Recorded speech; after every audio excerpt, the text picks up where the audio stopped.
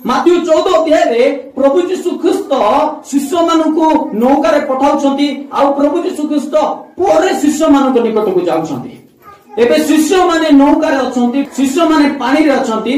Bible लेखा अछि से माने कूलर अनेक दूर रे थिले, प्रतिकूल वायु हेतु ताहा लहरी रे टळमळ हेउथिला, माने भयभीत होउथिले, डरी जाउथिले कोन हेबो आमानकर जीवन हेबे, आमाने कोन हेबो ए परिस्थिति रे।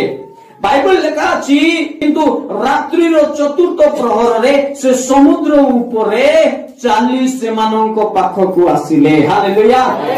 आपण कहिबा पय चाहे मोर प्रभुकर लोक माने प्रभुकर पाखे मिलियन रास्ता अछि, लक्षाधिक रास्ता अछि आपण मानक निकट रे पहुंचीबा पय। आपण मान भाबुथिबे प्रभु मु ए प्रकार परिस्थिति रे अछि, मु ए प्रकार अभाव रे अछि, मु ए प्रकार समस्या रे अछि, कोन तुमे समस्या रु मते उद्धार करि पारिबो कि, ए जगह को मते तुमे आसी पारिबो कि?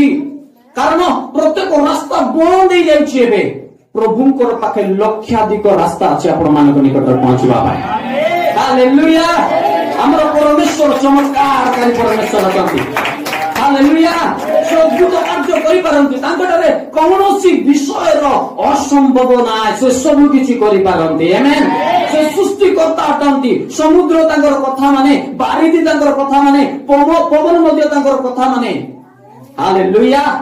हम ए प्रकार परमेश्वरक सेवा करूछु, हम माने डाकिबा मात्रे से हम मानक निकट रे दौड़ी आसंती। आमेन। हालेलुया। ए जगह मध्ये शिष्य माने जेते बेले प्रतिकूल वायु हेतु तांकर नौका टळमळ होउतिला, प्रभु यीशु ख्रीस्त बाइबल लेखा अछि से समुद्र ऊपरे 40 सेमानक पाखक आसिले। हालेलुया।